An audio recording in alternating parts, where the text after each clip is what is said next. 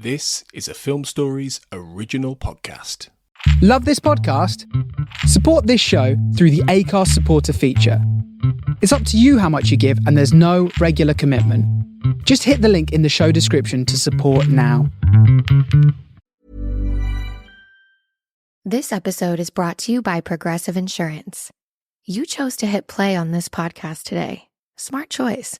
Make another smart choice with Auto Quote Explorer to compare rates from multiple car insurance companies all at once.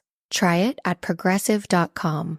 Progressive Casualty Insurance Company and Affiliates. Not available in all states or situations. Prices vary based on how you buy. We all have dreams. Dream home renovations, dream vacations, or sending our kids to their dream colleges. But finding straightforward ways to turn those dreams into realistic goals, that's where things get tricky. Merrill understands that. That's why, with a dedicated Merrill advisor, you get a personalized plan and a clear path forward. And having the bull at your back helps your whole financial life move with you. So when your plans change, Merrill is with you every step of the way. Go to ml.com/bullish to learn more.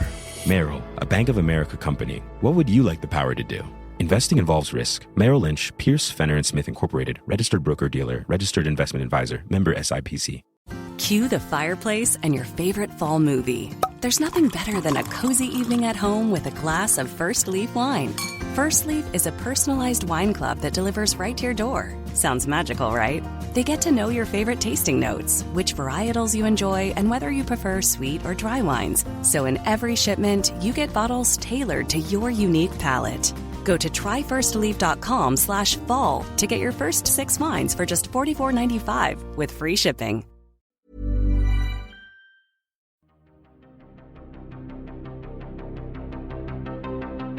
Welcome to Writers on Film, the only podcast dedicated to books on cinema.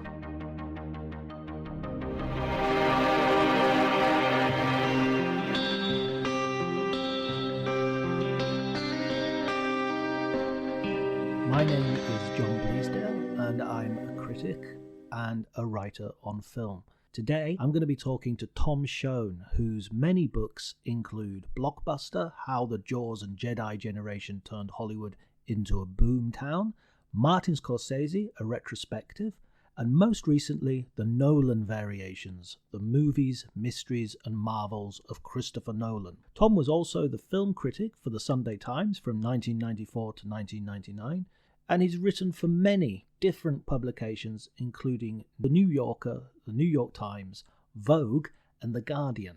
Please remember, if you like the podcast, to subscribe, like, share, do whatever you can to promote us. All the help we can get will be gratefully received. You can follow me on Twitter at Dr. Jonty and visit my amateurishly presented website, johnbleasdale.com, for more information about the podcast and more links to my work. But before any of that, I'm delighted, truly delighted to welcome Tom as my first guest, and I hope you enjoy the conversation.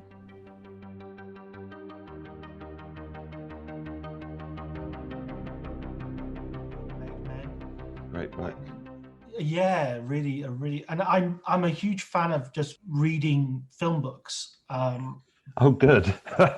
You're the one. Yeah. Well, I think for me, I grew up in like the 70s and 80s in the northwest of England. Cinema was like miles away. You know, books were like my entry drug to cinema because I would be reading about books. I'd be reading about movies. Yeah. I had practically no chance of seeing. So that's what I thought. Oh, was that similar with you? I mean, I don't remember having kind of too many problems with access. I mean, I do remember having to wait a long time for the movies I wanted to see, you know, because nothing would go to DVD and nothing would go to video because that wasn't around. So if you missed it, it was it, you know, like that's, you know, so yeah, I think that's probably true. Like we had to recreate the experience in other forms, whether it be comics, I remember, yeah, or later books. But I hadn't really thought about that. That's a really good point. That like, and it could explain why film books are actually quite a difficult thing to crack these days. And I think you've just hit the reason why, which is, you know, people have so many options, don't they, in terms of DVD extras and so on, if they want to delve. My first ever cinema experience was Star Wars in the winter of '77, Sure. and it was shown on ITV, I think in 1982. Is that right? God, wow. It's like 5 years. So I saw it when I was 5. Yeah. And then again when I was 10. That's like you're a different person, Yeah. That's funny. How did you start? Because I know you were a film critic for the Sunday Times for a period. Was it a big step, or was it a natural evolution, or how did it work? Like a lot of kind of good things, I was kind of forced into it in a state of absolute desperation and anxiety. Like I really only turned to books because journalism turned out to be such a sort of rickety boat. I mean, I came out to New York to work for a magazine called Talk magazine, which was run by Tina Brown. And when that magazine probably folded about 2 years after I'd moved. And so I definitely had the sense of jumping out of the sort of Titanic and into the sea. And in that environment that I was in at that time, it was actually made more sense for me to try and pitch a book idea than it did to sort of penetrate American journalism. I had very few contacts, but I did have contacts in sort of publishing. So that's kind of what forced me to. I wouldn't have done it if I hadn't had that kind of that capsizing moment with with magazines going under in the early 2000s and finding I really needed like a sort of lifeboat. So that was kind of really how I ended up doing the first book that I did, which is weird that it would turn out to be more a safer environment than journalism. What about in terms of you approaching film and writing? How did you initially get into that, even prior to the first book? Let me see. I mean, I kind of wrote my first film review when I was at university. I think it was a Robin Williams movie, Good Morning Vietnam. And then when I left, I started writing for like a small startup magazine that called The Modern Review, which was sort of all about popular culture that Julie Birchall ran.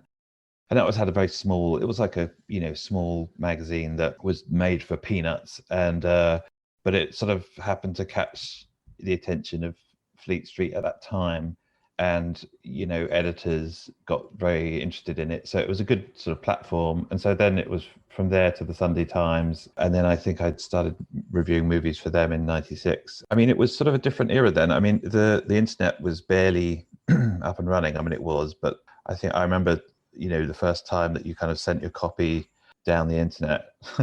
There's a strange kind of dial-up kind of connection that you had in those days, and you had to turn the handle together. And what I didn't really know was that the journalism at that point, I mean, it really just seemed like it did seem like remarkably easy to make a living. I mean, I can remember leaving university and thinking, the outside world seems like a very scary place, and I'm not sure I'm going to find somewhere to employ me. And I was like pleasantly surprised by the sort of speed and ease with which it happened. And I sort of thought that meant that I was extremely talented.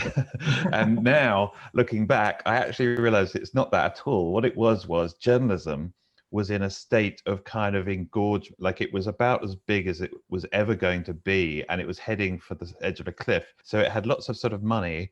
I remember editors were sort of driving around in kind of Golf GTIs, and it was, but it was heading for the edge of the cliff because the internet was just about to sort of take out its knees. So we had no idea. So that's really what it was. And in those days, there were so many newspapers, so many Sunday newspapers that had to fill so many pages. So it was a sort of small wonder. It was sort of almost more difficult not to end up there than not. It was much easier in retrospect than I realized. So, that's how it worked. I mean, it was, and then it was very different when the internet came along, of course, sort of a sort of different environment, and, everyone's a critic and so on and so forth. So it definitely was like a kind of last days of Versailles or something. or the first class cabin on the Titanic. Perhaps. Yeah, right. I mean, it's funny as well. Things have changed because I was reading a comment that on your website, a review of one of your books, and it was Clive James, and he said this really lovely thing: most critics are at their best when speaking the language of derision, but Shone has the precious gift of being carried away in a sensible manner and of being celebratory without setting your teeth on edge. I'm not sure being carried away in a sensible manner sounds excellently sort of paradoxical. But I love this idea that the word fan with the idea of fandom feels to me like a really poisonous thing at the moment. And the idea of critic seems to have an automatic negativity, but like the celebrant is a nice idea that you can write about something positively. Is that something that, does that just come from your love of movies and your wish to communicate? How does that, how are you so positive? I mean, honestly, I think it was going through the kind of capsizing Titanic situation, to tell the truth, because if you're going to write a sort of longer form book about something, it doesn't work if you're coming from an angle of wanting to take something down. Like a book I've found can only really come from a place of enthusiasm. So it was really that. It was, I mean, and certainly there's a kind of culture of writing about film for the newspapers, or at least there was in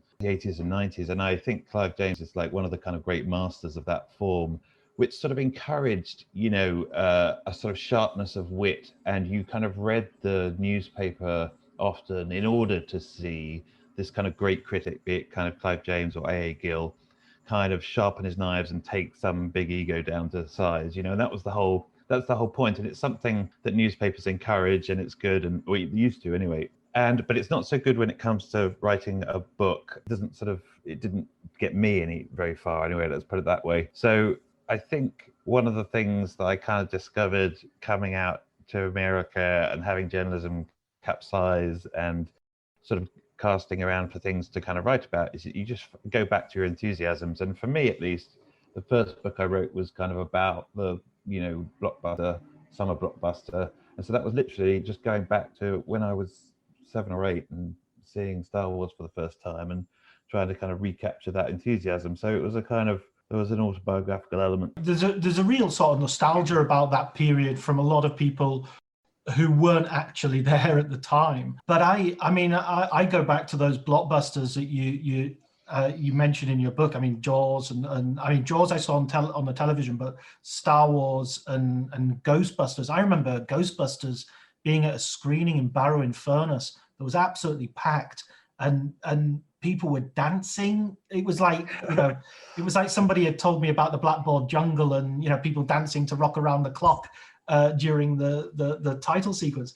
It was the same sort of energy, which I've felt precious few times since, to tell you, not in my life generally, I mean, in a cinema. In the cinema. Yeah, I mean, it's something that those kind of early blockbusters really brought home to you, as a sense of your fellow audience members. And, the audiences got really noisy again. And I know that's kind of could sometimes be an issue for some people. American audience is very noisy. But yeah, like Spielberg sort of talks about, going past the cinema and being able to, that was playing Jaws, and being able to work out where they were in the movie by the sort of noise that they were making, the size of the screen that they were making.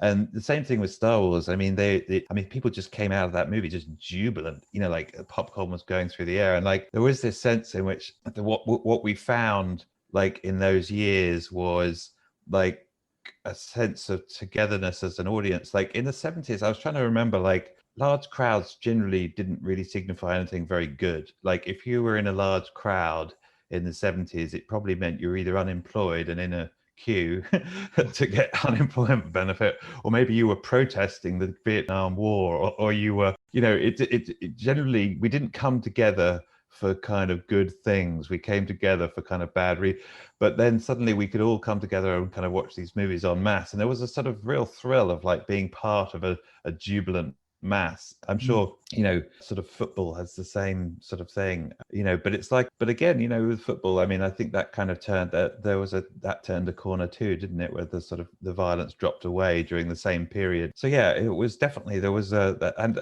I think that's the thing that, I definitely have missed. I mean, it's like, that's I still love sort of, it's definitely a really exciting thing to be part of all those guys too, all those people that make those films like Nolan and Spielberg, and they all sort of like to sneak into the cinema and see how they're going down. And I can totally understand that, because the temperature inside a movie theater where their film is playing is a really interesting thing. Absolutely. Why wouldn't you? Why wouldn't you do that? Unless you've made a complete turkey.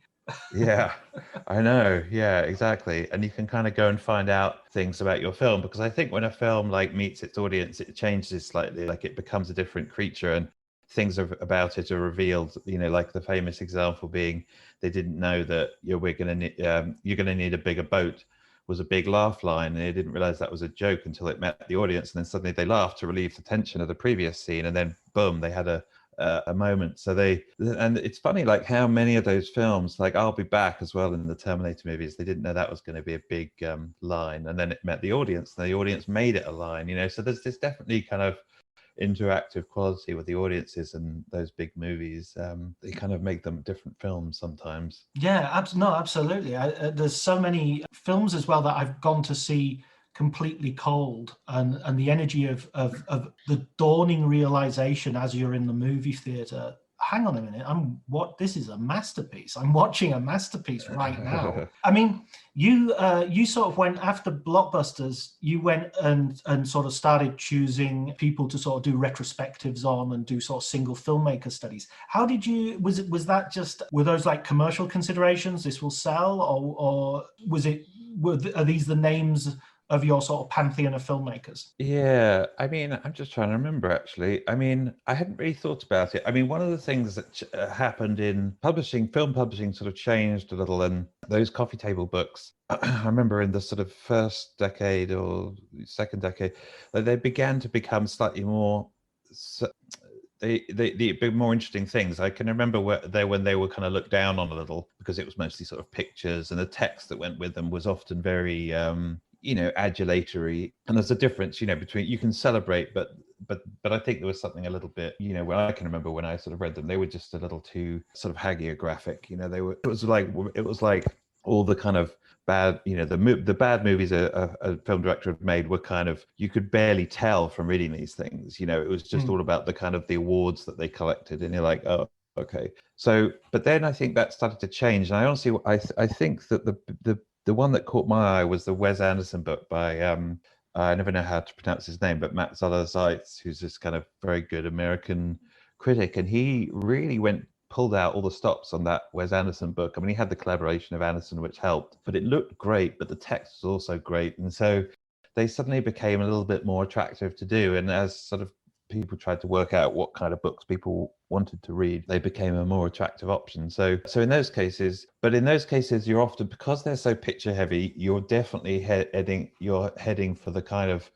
the real, household names. That's maybe the one limiting thing about that bit of the market, is because they're expensive to produce. You really are kind of looking at kind of Woody Allen and Clint Eastwood and all the kind of those sort of big names. And so maybe that's the sort of the sort of limitation a little bit, is kind of, would they want to do Fincher? I mean, you would hope that they will want to do someone like Fincher, but I can imagine that also being a kind of, weirdly a bit of an uphill struggle, pitching that, because the things that I think as a genre, they really like the actor directors, because then you've got the kind of the fame of the acting career too. But yeah, I mean, they're obviously Scorsese and and Tarantino, they're sort of big auteur brand names, so they works for them too. When you choose a filmmaker like that, does it change the way you look at them after you've written the book? I mean, you must be watching the films multiple times with a sort of intensity that might be you might not have done in the past. Has it changed your view of any of those filmmakers in a way that drastically, or?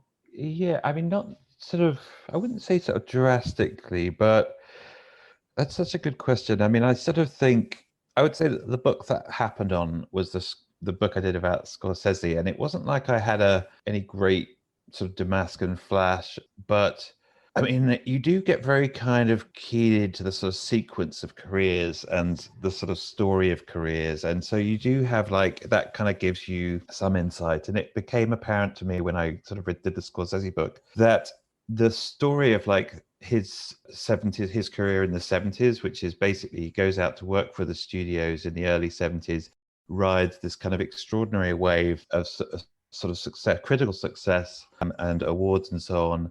And then as that era begins to kind of crash and burn at the end, so does he with New York, and he moves back to New York at the end of that period. I think it was like just before he made Raging Bull, and it hadn't occurred to me like just how important a kind of almost a physiological act, that thing that was in kind of Scorsese's career, like the experience of riding high and then gradually it sort of slipping away, and then this kind of, you know, cataclysmic kind of coming down to earth. And it sort of, as I looked again and again at that story, I was like, oh, that's Goodfellas. That's the story of Goodfellas. That's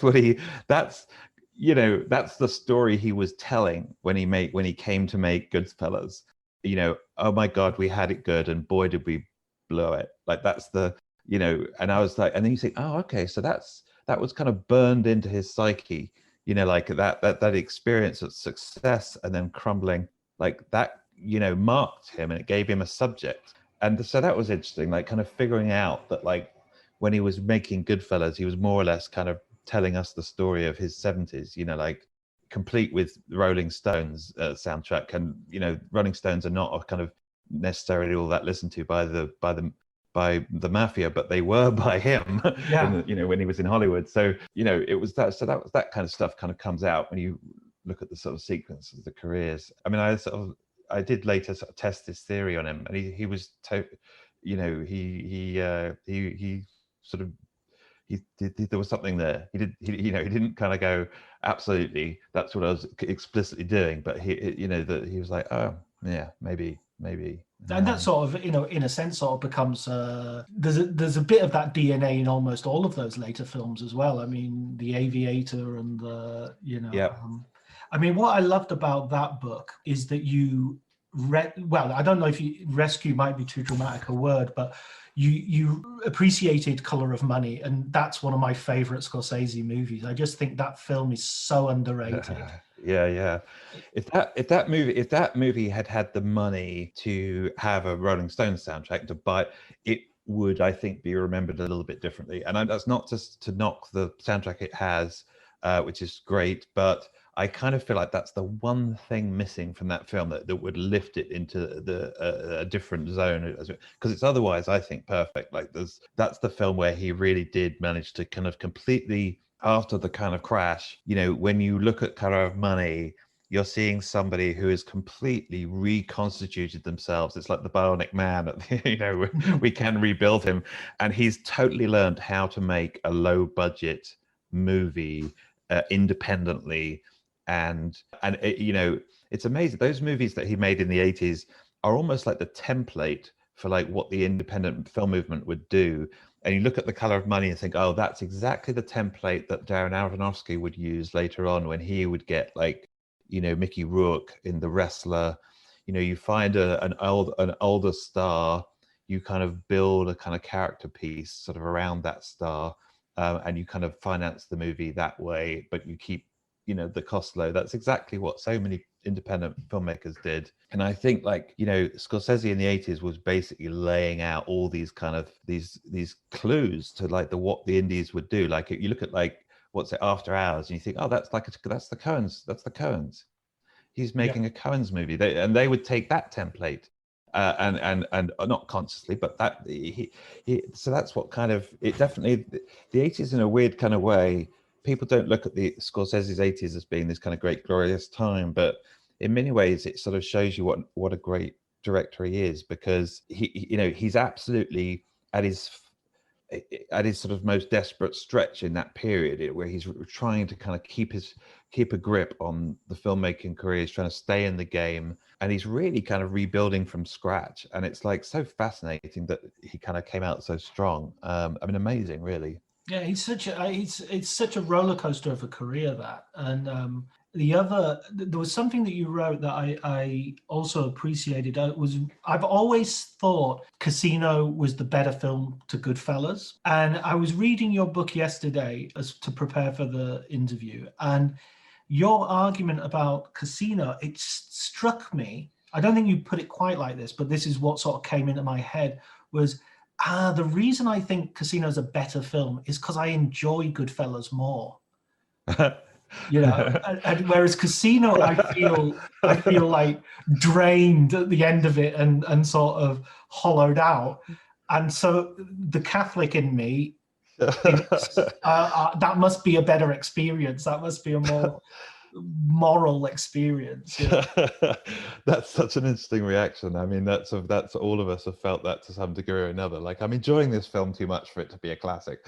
Yeah. You know, I definitely, yeah. I mean, I think Goodfellas is definitely his sort of most enjoyable film, and I mean, the thing that differentiates for me, like Goodfellas and Casino, is the element of the boyhood, you know, and the fact that he kind of goes, there's a sort of the warmth in it. And I'm not saying this is better or worse, but the warmth of Goodfellas and with which he views as a boy those characters, and you know, that's very much like Scorsese's own sort of admiration for those neighborhood hoodlums that he kind of looked up to. And you know, like, there's an element of autobiography in it, a slim one about his boyhood anyway, that kind of warms that film up. And it's sort of, and you sort of almost forget that, like, it's probably as a result, I mean, it is a sort of form of fantasy. There is a sort of fantasy in there, and the fantasy is because he was a sort of weakly asthmatic kid who wasn't really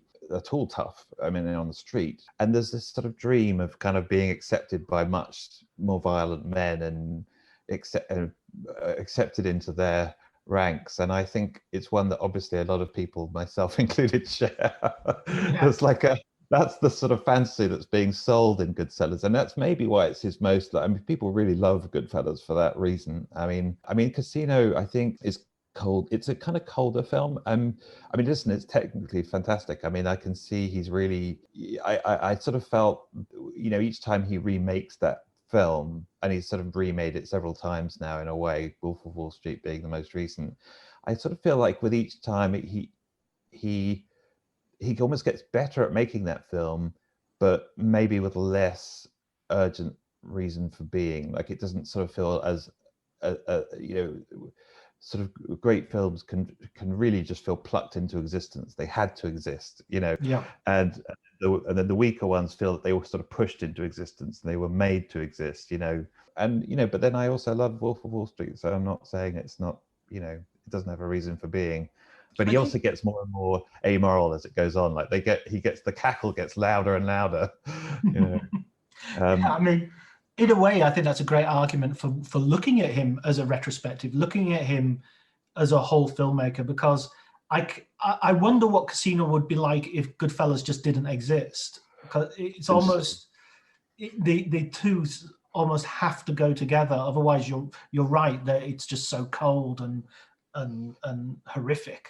Yeah, I mean, I often play that game a little differently, and I sometimes think, like, you know, when directors go off, and I'm not including Scorsese in this, but when they kind of lose whatever it is they had at the beginning of their career, I often think, what would happen if this were their first movie? Like, so I remember when I wasn't as sold on Kill Bill as some people were, and I can remember thinking, I wonder what would happen if this were his first film, not Reservoir Dogs. Would Tarantino be as revered as he is today? Or what about Inglourious Bastards? Maybe that's a better one to use. If Inglourious Bastards were his first film, what would we be saying about this guy? You know, like, and I do think that there's this element of, like, there's a reason why those first films are often, like, in a way, like the really perfect ones. I'm not saying that they don't produce masterpieces later on, and it's because they haven't won us over yet, and they're sort of like this sort of very ardent suitor, you know, they're trying to seduce the audience, and they're sort of putting every effort into it, and like, they're just fantastic Romeos, and then later on they have us, and then the relationship falls into neglect, and they become a little lazier, and they don't care for us so much, and like, no more breakfast in bed for you. Yeah. It's something like that a little bit, you know, like, and they begin to take us for granted, and you know, and I you don't treat me the way you used to, and you kind of get into these conversations. But there's an element of that. I think there's nothing like a young director who's trying to prove himself with the audience for the first time. Like, they're kind of on fire, you know. I had a bit of a falling out with Tarantino. I mean, I always liked his later stuff, but I didn't love it the way I loved Reservoir Dogs. I loved Pulp Fiction. Mm-hmm. I liked and admired Jackie Brown, but I always feel it's a little bit I don't quite trust people who say they love it as much as that, because it doesn't have that appeal to me. It feels like an Elmore Leonard novel, to tell you the truth. And those ones that you just mentioned, not Django, Inglourious Basterds and Kill Bill, they always felt to me like they were like essays on, they were like pastiche essays on a better movie, perhaps, you know? Yeah. I mean, I don't think it's it's not really spoken about enough, just how much he was doing something very, very different in those films. Like in the first films that he made, what he was doing was dropping some kind of very movie-ish situation, like a heist or an overdose or whatever it was. He was kind of dropping that into the laps of characters who were just like everyday, you know, sort of dope smoking, video watching kind of slobs, and watching how they would react and making sure that their reaction was as realistic as possible. He was basically taking a movie situation and dropping it into the laps of his fellow video clerks, you know, and sort of seeing like how would they react. And I sort of think so, and there was this amazing clash between the movie-ishness of the idea and then the realism of the reaction, which is often to do with the way they spoke. And he managed to get the way that people spoke absolutely perfect. Like his grasp of kind of street slang and idiom was where the realism sort of came from, you know. And I thought, and with Kill Bill on, he changed his MO. He totally he was playing a very different game. He was no longer trying to take movie-ish kind of plot situations and dropping them into the lap of kind of like the guy next to you in the cinema. He was taking movie situations.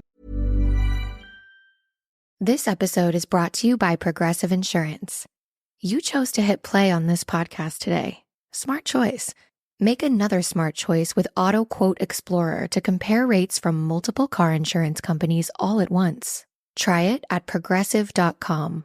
Progressive Casualty Insurance Company and Affiliates. Not available in all states or situations. Prices vary based on how you buy. We all have dreams. Dream home renovations, dream vacations, or sending our kids to their dream colleges. But finding straightforward ways to turn those dreams into realistic goals, that's where things get tricky. Merrill understands that. That's why, with a dedicated Merrill advisor, you get a personalized plan and a clear path forward. And having the bull at your back helps your whole financial life move with you. So when your plans change, Merrill is with you every step of the way. Go to ml.com/bullish to learn more. Merrill, a Bank of America company. What would you like the power to do? Investing involves risk. Merrill Lynch, Pierce, Fenner & Smith Incorporated, registered broker-dealer, registered investment advisor, member SIPC. And sort of dealing with them in a kind of movie-ish way. That we were totally in the movie universe. Like there was no attempt to kind of anchor it or get comedy from contrasting it with the sort of the slang of everyday life. And you notice, I really noticed it in the way that everybody suddenly started speaking in this extremely ornate way. Everybody suddenly sounds like a fop, an 18th century fop, like discoursing for like 4 paragraphs, you know, and you're like, wow, what happened to the guy that was writing such sort of street smart dialogue? He's just gone, you know. So I felt a great disappointment with almost all of them from Kill Bill on. I mean, I know some people are totally don't see it that way, but I just see him as just doing a different thing. It's not like he's not as good at the game. It's more like he's just playing a different game. It's not even, I think there's a line in Pulp Fiction, it's not even the same ballpark, it's not the same sport. You know, like he's just, it's a different sport. So that's my kind of, that was my disappointment with his career. And here and there he kind of gets it back. There are little moments of Django, there are little moments of Once Upon a Time in Hollywood where something of the old, you know, heat sort of comes back into his writing. It's not. I'm afraid that I do see the early ones as the very much the best ones. I mean, I think that kind of Pulp Fiction and Reservoir Dogs are so head and shoulders above everything else that like it's not even funny. Like they're just he hasn't unfortunately kind of matched those. Yeah, it's almost like directors sometimes need the anti. I remember a friend of mine I don't claim credit for this idea, but a friend of mine telling me that Wes Anderson always needs an anti-Wes Anderson inside his movie for it to be any good. So, you know, the reason Royal Tenenbaums is great is Gene Hackman is not Wes Anderson. He's the kind of guy who would slap Wes Anderson. and Rushmore, it's Bill Murray. But when you Right. get to Life Aquatic of Steve Zissou, and when you get to the Darjeeling Limited, there's no anti-Wes Anderson. It's like everybody's a version of Wes Anderson. That's very funny. I mean, he was actually. There's a story. There's great stories about like him being terrified of Gene Hackman on the set and having to have Bill Murray act as like an intermediary, you know, because he didn't. He was so frightened of him. But I think that's very true. I think, you know, like the great, and it's, you know, directors at the beginning of their career have to tolerate large amounts of opposition and collaboration with people who aren't exactly like them, and you know, and then as their career, the more successful they get, the less they have to do that, which is unfortunate. You know, that's the unfortunate thing. And so some of the resistance and the friction goes out. I think that's true of all, in every department, not just necessarily in the actors and the casting, but sort of, you know, the finance people, and you know, everything gets a little bit easier, and they it's harder to find that you know, that sense of kind of having to go out and persuade. And I mean, it helps maybe if you're a little bit self-destructive like Scorsese, because then you really do have to go out and recreate the whole thing over and over again. You know, that's actually in many ways like a great career move, is to sort of just fail big time, you know, and then have to kind of come back from that. I mean, all of them, the big ones have got like something like that, some big film where they sort of stub their toe and they come down and then they have to rebuild, and often it's their best films then proceed, you know, like I always think of Spielberg and like after 1941 and then he comes out with Raiders and E.T. and they're direct results of having kind of blown it so big on 1941. Which is such a weird film. I mean, I rewatched that recently, and I mean, I think he said himself, I should have just made a musical. It's yeah, you know, it's just not got the songs. Yeah, that's right. And you know, and there's of course, like all these things, they're great to go back to and find. I mean, it's beautiful. It's very intricate, and some of the numbers are fantastic. Sequences are fantastic, and so much ingenuity in it. I mean, but Spielberg is definitely one of those guys who has like a zillion ideas in every kind of meeting, and not every one of them is great. You know, like it's all of these, you know, sometimes they're lunatic, you know, and they need people to keep them in check. And I think he had it was Zemeckis, wasn't it, and Bob Gale and John Milius, and they're all sort of they were cut from the same cloth. They're all egging each other on, you know. But yeah, I mean, I totally agree. Like movies have to have like a spanner in the works, you know, sometimes to really, really work. I mean, I always think of like Apocalypse Now and the way that like John Milius really kind of screws with the overall scheme because he's so pro-war. And like Coppola thought he was making this anti-war movie, and John Milius, who kind of wrote the script, was like totally for Vietnam. He thought it was a great idea. And so as a consequence, you get these kind of amazing sequences of these clashes. You get the sort of bombing sequence followed by Duvall sort of inhaling the napalm and saying how great it is. You know, now that's what people remember. And so you're right, it's totally, you have to have the anti-Coppola in there to make a kind of great, you know, great film. Do you think that, I mean, moving on to your latest book, the Christopher Nolan, the Nolan Variations, and how you didn't call it the Nolan Twisters is beyond me. I assume that title was already taken.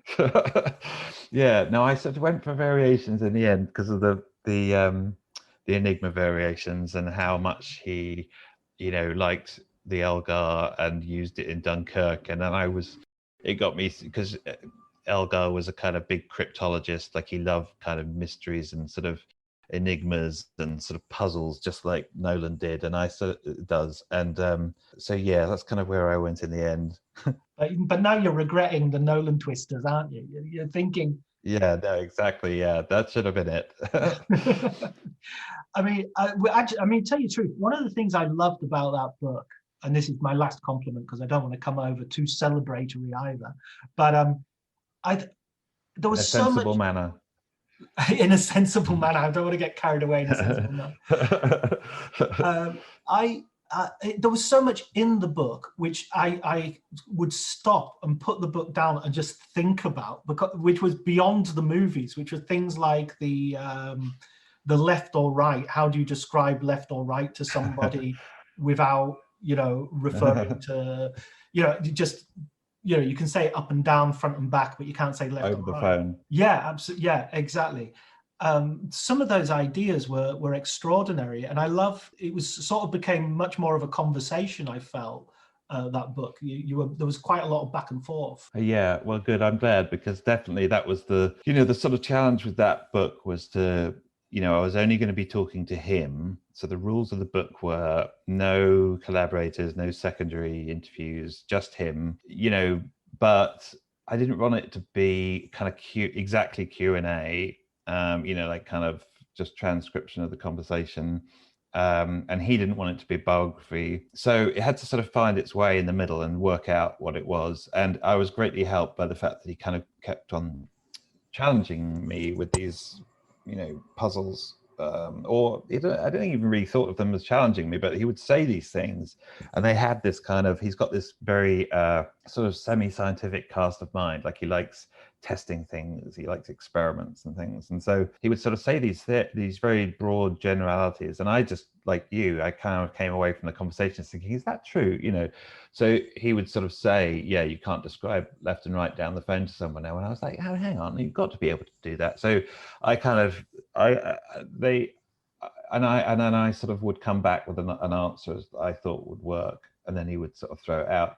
So then it became a little bit like kind of going to the headmaster or something. You go with him with the answer to the test, and then he would sort of mark the test. And then, so there was a kind of quality, there was an interaction between us. And the reason I kept them in is because I thought, well, doesn't that really resemble the way that he deals with his audience too? Because, he sets the puzzle, and then the audience are like, try to sort of outwit him a little, and it's like, oh, no, but he's got the twist, but he didn't see the twist. So there's this constant game of chess going on between the audience and him. And so because my conversations with him sort of seemed to play out in that way, I kind of thought, well, I'll keep them in then, because I'll put that in, because that'll get the flavor of the films a little bit. Otherwise I probably wouldn't have done it, because it might have seemed a little bit sort of weird and self-indulgent, but like it definitely felt like you were kind of like I was living a Nolan film, and I was like, oh, okay, that's the way to do that's good to put in then. But yeah, he was very competitive too. I would sort of come up with things, and I would say, I thought I'd solved it at least 3 times, and he would say no, because of X.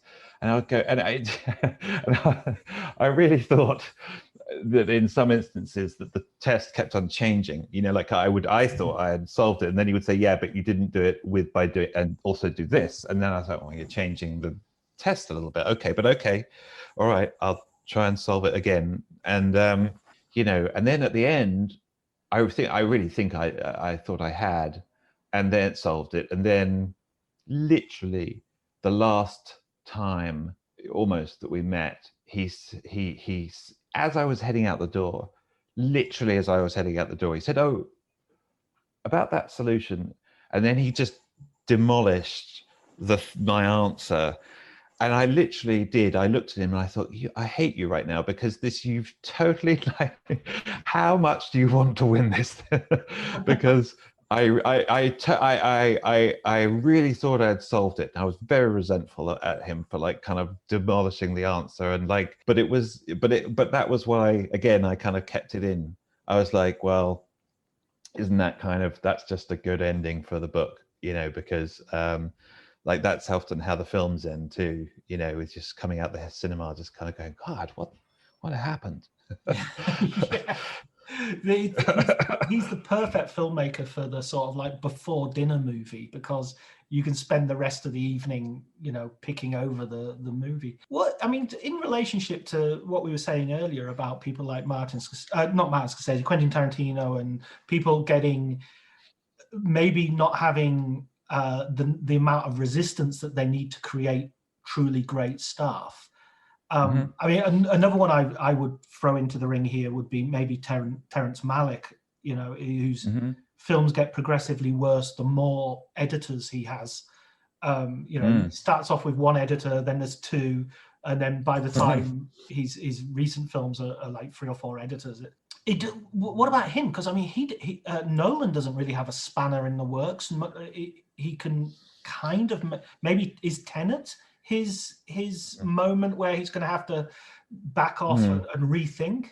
Yeah, it's such a good question. When we were talking about Tenet, the immediate comparison piece for me was Inception, because but here's the difference: is that Inception took him genuinely 20 years to write. Like, he first came up with that story at school, and then he kind of rewrote it at various points through his career, and tinkered and tinkered and tinkered, and then finally kind of got it greenlit. But even then, Leonardo DiCaprio had kind of problems with it, and he wanted something a little bit more emotional about the character in it, and he pushed Nolan to rewrite as he was scouting for locations for the film. So as they're sort of trundling towards production beginning, he's still rewriting the film, and there DiCaprio is the spanner in the works, because he's saying this film is too complicated and I need my character to have more of an emotional stake in it. So at his behest, that's why Inception becomes the film it does. With Tenet, I don't think that happened. I don't think that certainly wasn't so long in the writing of it, and I don't think there was any pushback from sort of the actors. I don't think any of them would have really. It was a different relationship, as I understand it, than the DiCaprio one. And as to whether he's going to have a rethink, I would actually imagine that yes. I mean, as much as when you talk to him about it, he will say, he'll defend his film, right? And he won't really give an inch. He never admits mistakes, and he's not going to start now. And but I also know that he listens to the audience, listens to audiences, and is too much of a kind of an appreciator of kind of mass entertainment not to take seriously that a lot of people were kind of very confused by that film. And I think my guess is that yes, there'll be a readjustment. That's my kind of just feeling, sort of on what I don't know him very well, but that's the sense that I would get. But it's curious, isn't it, as to whether it's exactly his Waterloo moment or not, because because it came out during this very strange year, and it's the box office is so hard in this particular instance to interpret, because it did fantastically well in some areas like the UK, but in America it did not do well. So the whole question of like judging whether that film was a hit or whether it was not is really an imponderable mystery, and I don't think we'll ever really know. We'll never really be able to say this film was accepted by audiences or it was not, because of the weirdness of the year in which it was released.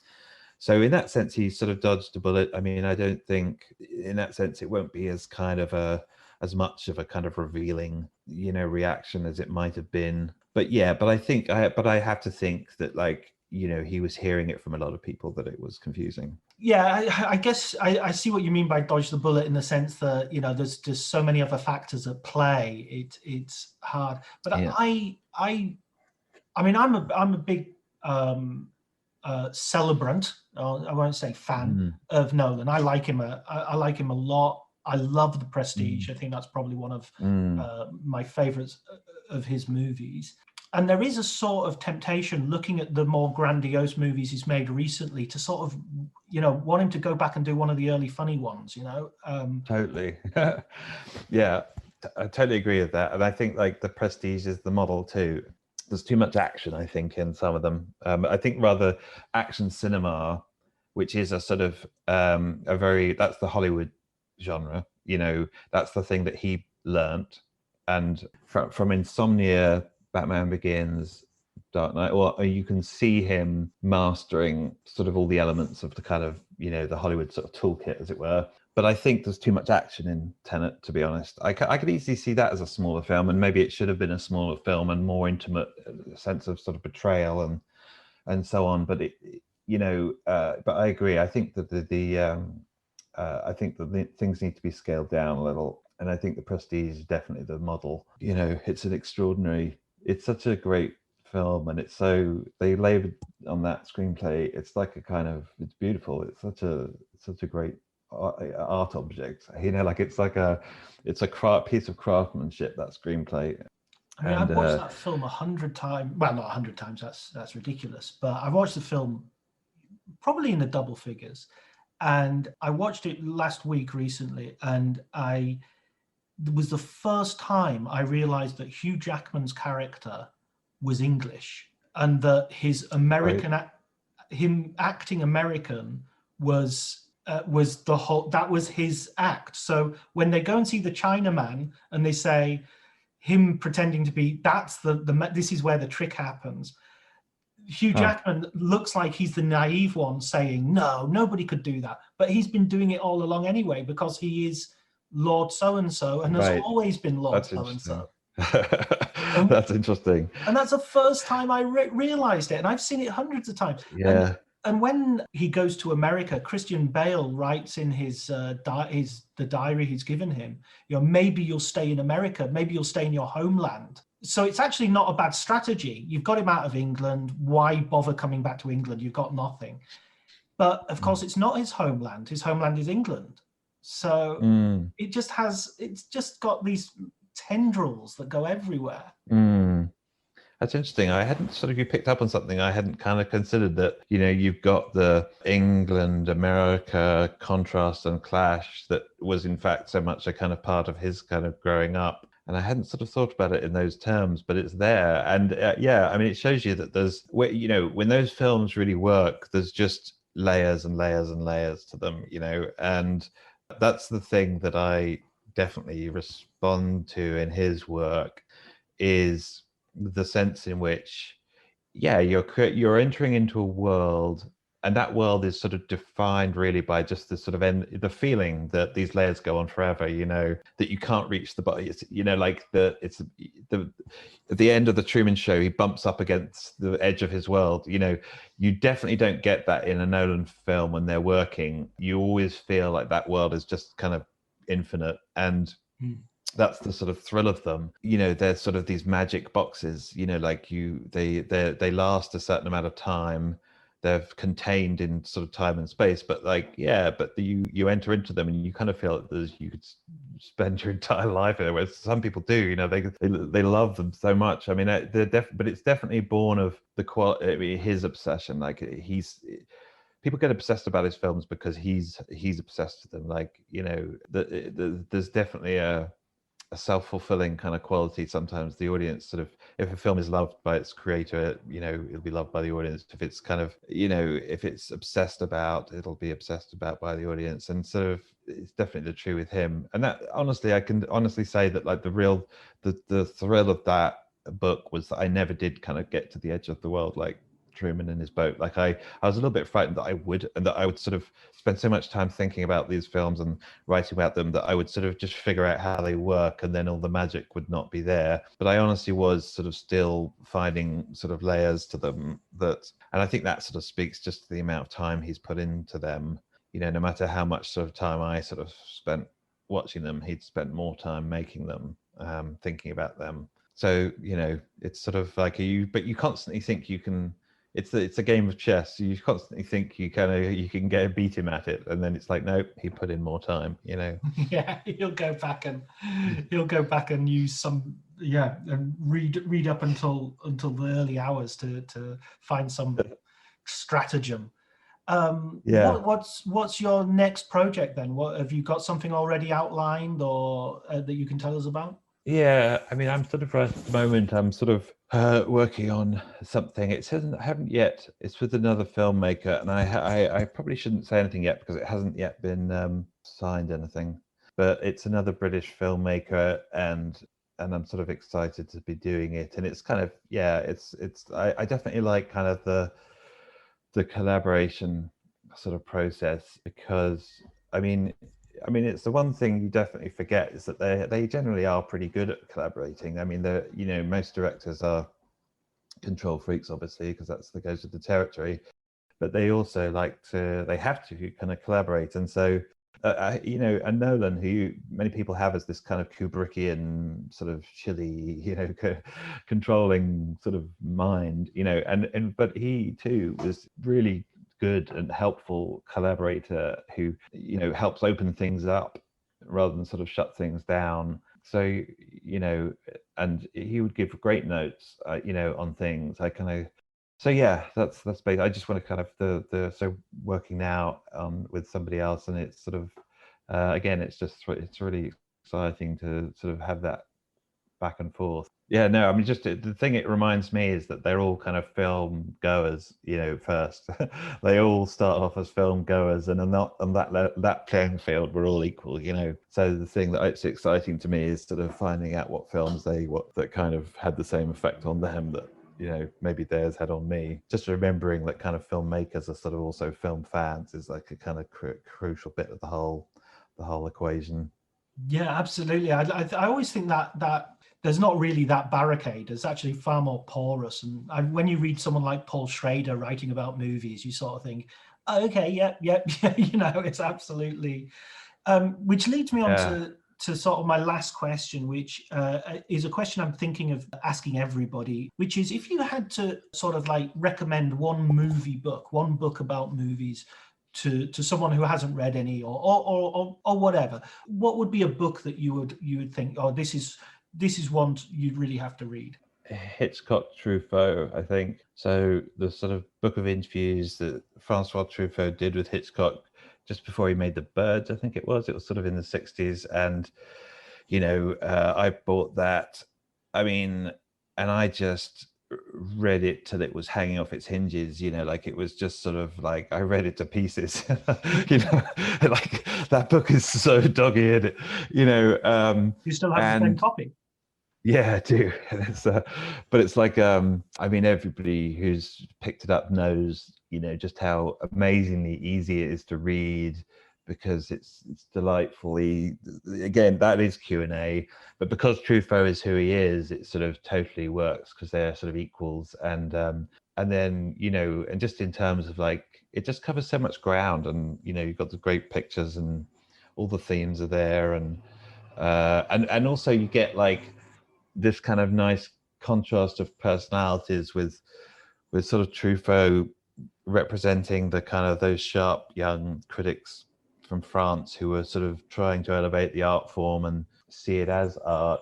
And then you've got Hitchcock, who's kind of much more anti-intellectual and sort of treating the movies as this sort of big box of tricks where you get to play on people, and so he's much more kind of like trying to explain the trick or the engine or the device, and Truffaut's sort of a little bit more wanting to kind of dive into the theme and the psychoanalytic undergrowth. And it's a nice, they don't persuade each other, but they have a great sort of dialogue. And it's funny, I mean, there's definitely elements of that. I think almost any time any critic or film writer comes into contact with a filmmaker, is you're often sort of asking them to become self-conscious about something that they weren't conscious about when they made it, or they made it in the heat of the moment and they weren't sort of thinking too hard maybe.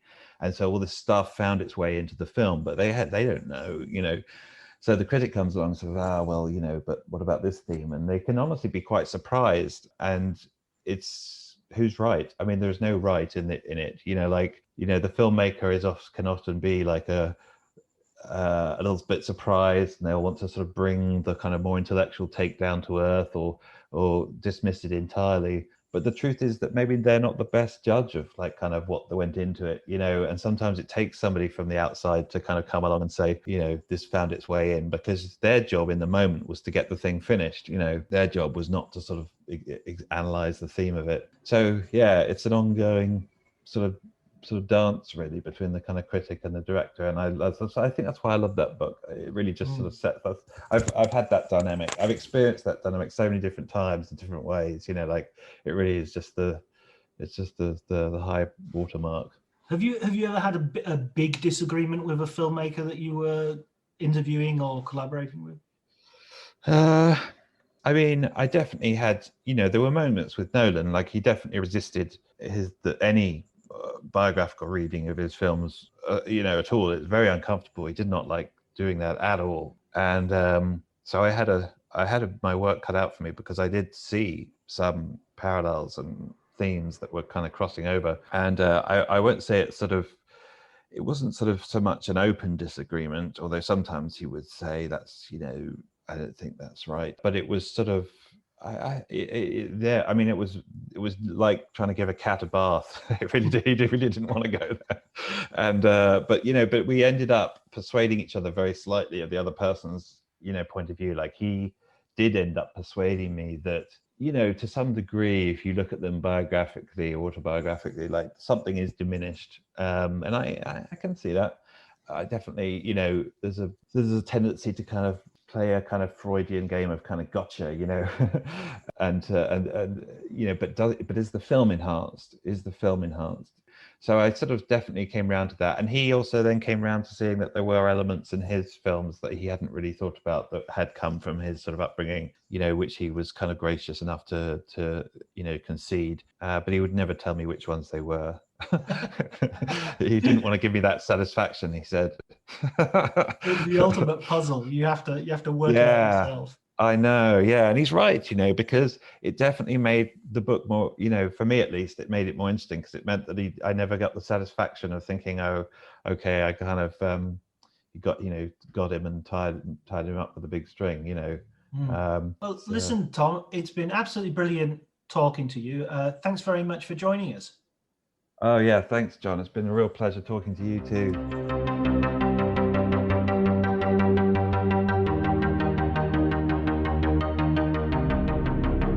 That was the first Writers on Film podcast. I really enjoyed that. It was a great conversation with Tom Shone. I hope you enjoyed it as well. Please go out and buy his books. They're fantastic. Thanks also to Elliot Atkins for the music and Ali Harwood, who's provided us with some artwork to publicise the site. You can follow me at Dr. John T on Twitter, and you can visit my website, johnbleasdale.com, for more information about the podcast and my writings in general. If you have any feedback or suggestions as well, it would be great to hear from you.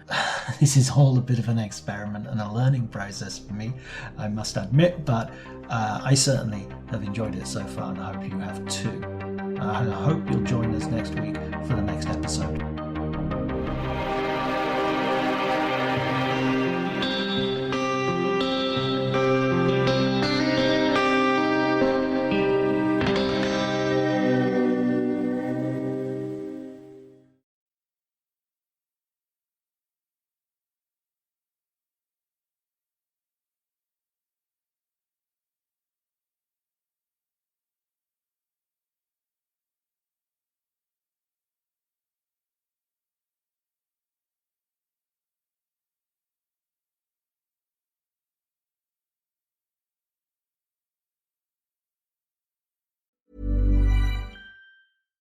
Cue the fireplace and your favorite fall movie. There's nothing better than a cozy evening at home with a glass of First Leaf wine. First Leaf is a personalized wine club that delivers right to your door. Sounds magical, right? They get to know your favorite tasting notes, which varietals you enjoy, and whether you prefer sweet or dry wines. So in every shipment, you get bottles tailored to your unique palate. Go to tryfirstleaf.com/fall to get your first 6 wines for just $44.95 with free shipping. This episode is brought to you by Progressive Insurance. Fiscally responsible, financial geniuses, monetary magicians. These are things people say about drivers who switch their car insurance to Progressive and save hundreds. Visit Progressive.com to see if you could save. Progressive Casualty Insurance Company and Affiliates. Potential savings will vary, not available in all states or situations. My dad works in B2B marketing. He came by my school for career day and said he was a big ROAS man. Then he told everyone how much he loved calculating his return on ad spend. My friends still laugh at me to this day. Not everyone gets B2B, but with LinkedIn, you'll be able to reach people who do. Get a $100 credit on your next ad campaign. Go to linkedin.com/results to claim your credit. That's linkedin.com/results. Terms and conditions apply. LinkedIn, the place to be, to be.